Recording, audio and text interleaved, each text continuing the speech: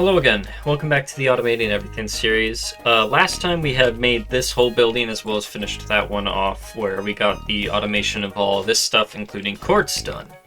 Now this time, I would like to take advantage of the quartz we're generating here, especially since we're generating so much of it, to automate the production of diorite, andesite, and granite. That's the third one. Because diorite and the other ones, by extension, can be made with nether quartz and cobblestone. And then we can make that into granite, and then I believe we can also make it directly into andesite, just straight from diorite. I believe we'll have like three production lanes where each one will be producing its own diorite. That way we can kind of get the most out of production. But yeah, I would like to set up just like a small building here of some sort. I'm not entirely sure. I haven't thought about the construction. I'm thinking like it goes from like here this way. It's like a more longer building that's propped off the edge of this cave entrance. Something like that. And then this belt travels under the building here, and I have a secret door with a chute there, and that chute will, once I have everything else rigged up, connect to the drawer here, so we can move the quartz from this building across to the other one, so then we can get that production going. From that point, I would then like to start automating more create-centered things. So like andesite alloy, what with the iron we have automated, and maybe some other ores would be good to automate. That way we can get all the create things we need up and running quite soon here. Otherwise, I was also considering implementing another means of generating gold in this upstairs area of the building here. It's going to be much simpler, much simpler than was in the last episode with all the machines, because I'm mainly just going to make it based on ore berries, which is a feature that was originally from all the way back in Tinker's Construct, but there is a mod that just has the ore berries themselves. So in the background here, I've been growing these bushes to try to get myself some extra bushes, and then we can use these gold ore berries to produce more gold. So I'm probably going to add that on top of our other production methods. It's not going to be a particularly interesting automation though, so I'll probably briefly mention it in the next clip here. But for now, I am going to get working on making the buildings here. What are you... What? Why are you up there? I don't have ammo. Get down. Come here. Thank you. Alright, so I'm currently working on developing the buildings here, as you can see, and I'll go over those in a moment, but, what is my horse doing up there? How did it get there? I just... Okay. Anyway, let me show off this building, as he's just there. I'm still working on it, but, yeah, here's our diorite building. I used a lot of different textures here. At the bottom here, we have a mechanical arm, which is taking cobblestone and nether quartz and putting it in the mechanical crafter in there, crafting it straight into this drawer for diorite. I'll go over what this does in a moment. Here, I've opted to, I think from now on, use igneous extruders, as they will be less resource intensive in terms of using a bunch of create drills and that. Instead, it's a cobblestone generator. It's not really like it's not a insane one block solution, and it will ultimately be a lot better for the longevity of the world and lagginess, especially. So from now on, whenever I'm generating cobblestone, I'm likely going to use an igneous extruder, and I probably won't mention much about it just because it's not interesting. Anyway, that goes on this belt, and that gets transmitted downwards. Now, the whole point of this other system, which I'm currently in the process of still developing, is to make calcite. Because calcite, when you deposit water onto this diorite, like so, filling by spout, you can make calcite with diorite. So in addition to automating diorite, I've made a system here where it transmits this diorite up in a circular belt upward to the second floor onto this depot, where I will have the spout that'll probably just pump water from like an infinite source right here or something, or maybe in this corner, I haven't decided yet, and pump it onto there to make calcite, and then that'll be transmitted down through that belt into this drawer here. And then we have the granite building, which I will finish developing soon. But first I wanted to get this out of the way. I'm kind of going a building at a time, but I think it looks pretty cool. I got these like window design out the front, and I'll probably put some red window or like orangish red windows on this.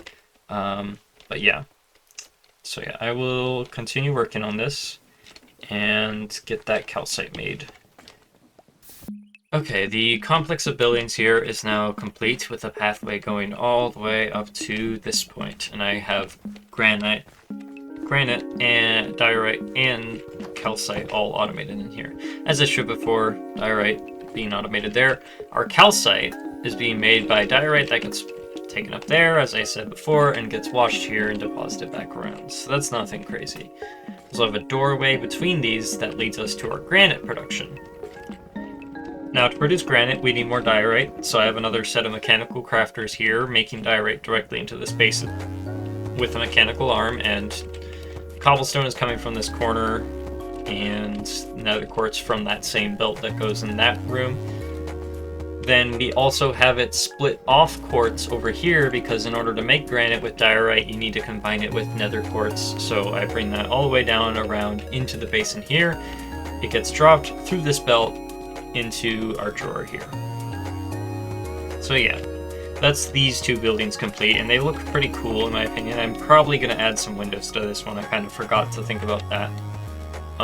But next is andesite. Now, I believe for this one, I'm going to leave like a little 2-block gap here and make it kind of protrude out to this point-ish. So then the path kind of goes that way, and make a larger building, because we'll want a lot of andesite to be able to create stuff like andesite alloy and that sort of thing, so I want to provide myself a lot of space.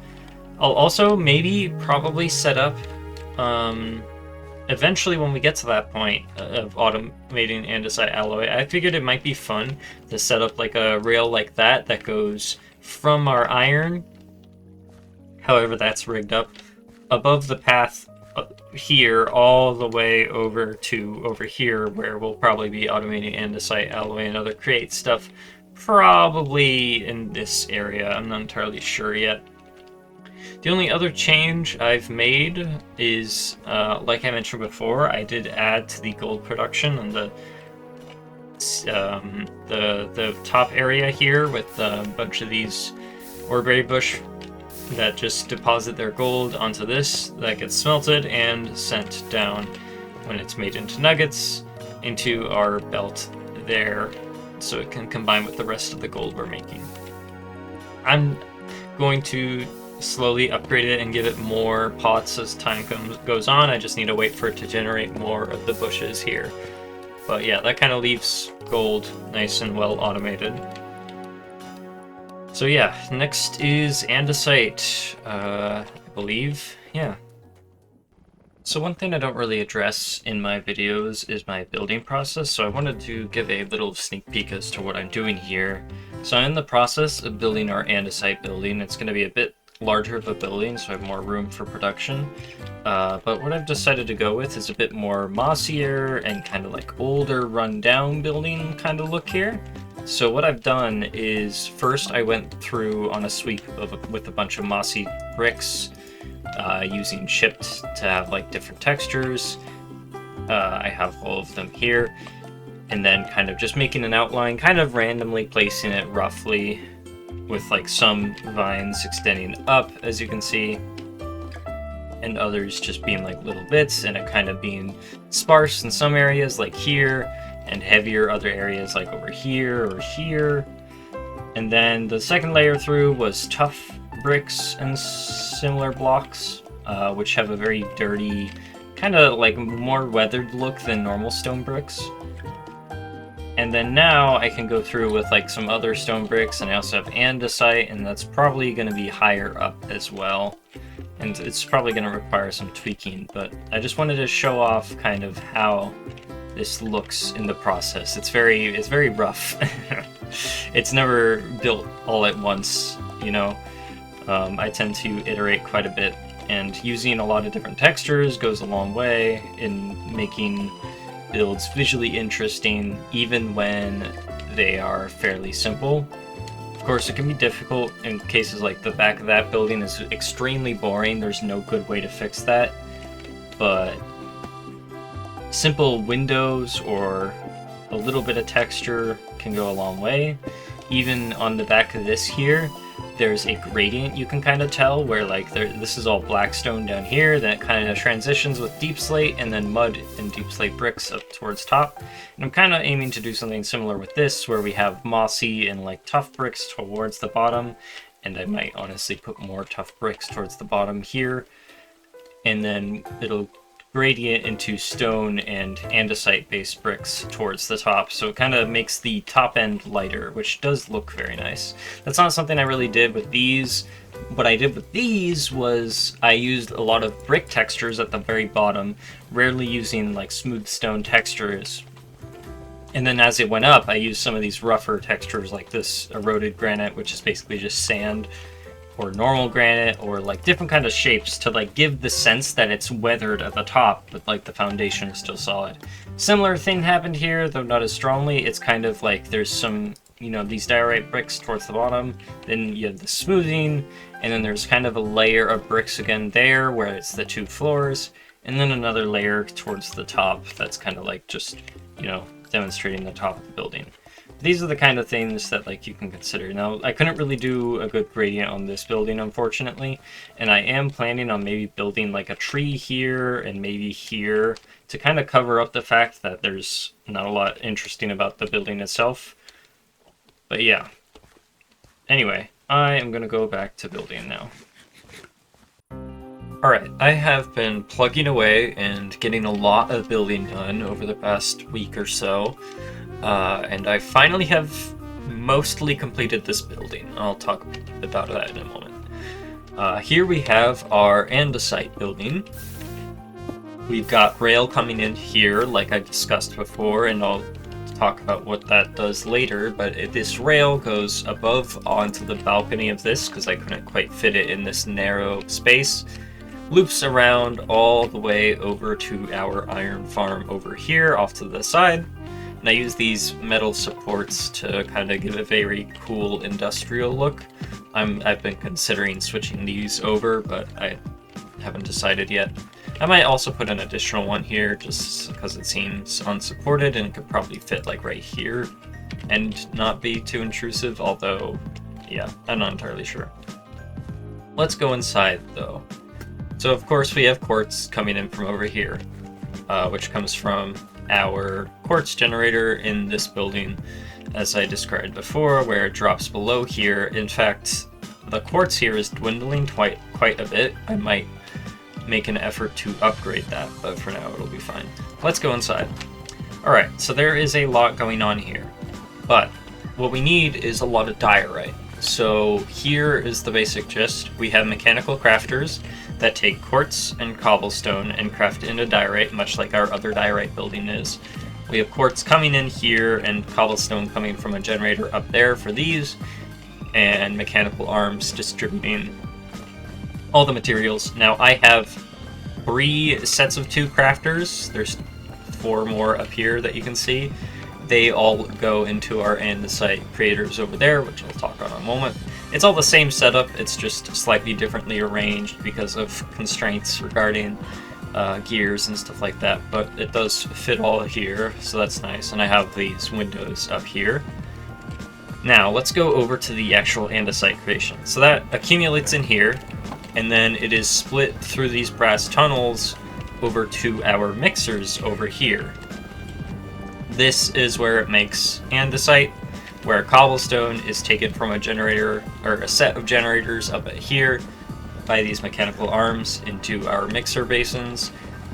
Strictly speaking, the diorite production could be a little higher. As you can see, they're not always functioning, but I think it's fine. We've generated quite a bit of andesite. I have 100,000 andesite in here already in the time that I've built this machine and built the whole building around it.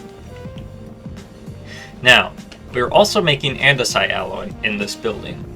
And that is done through this chute, which has a fan up top that pulls it up through here and takes it over to these mixers where we make alloy. To get our iron, we use a train here, which is connected to the iron setup as shown before, which is driven by this little crow. This is just a little guy. We unpack iron blocks, turn that into iron ingots, that gets turned into iron nuggets, which goes into this chest, and then that gets distributed here in stacks of 64 with a mechanical arm, putting it in both mixers, and then that goes down a chute down here through both of these belts.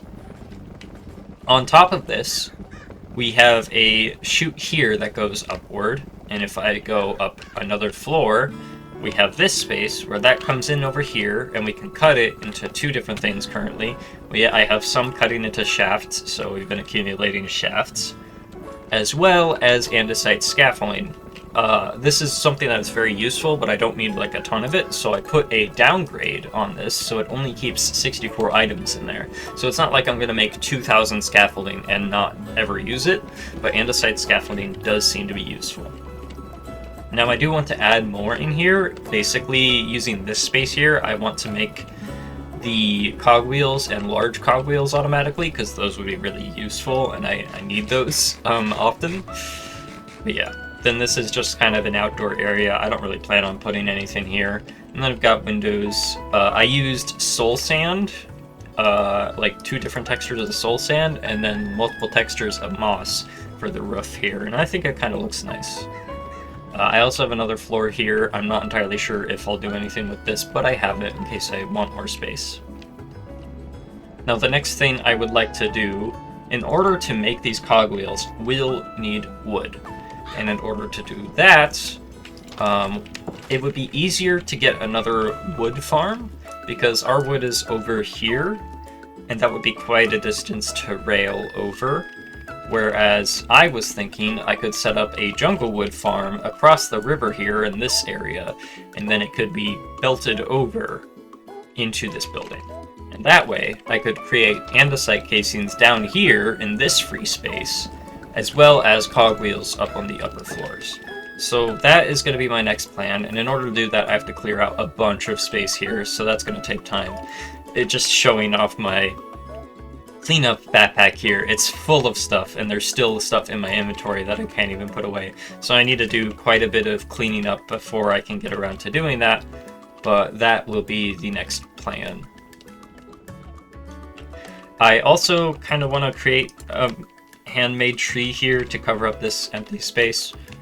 I'm not entirely sure, or something like right here to kind of like have a root system that holds up this dirt wall.